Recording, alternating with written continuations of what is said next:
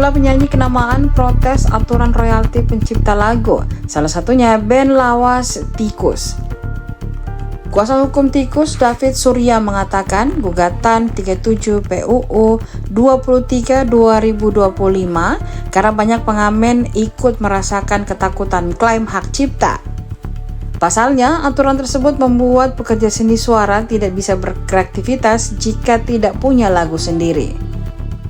Rina Apriliani, salah satu saksi perkara 37, mengatakan dirinya lebih memilih menyanyikan lagu luar dan menyayangkan hal tersebut karena dapat menghambat popularitas lagu Indonesia.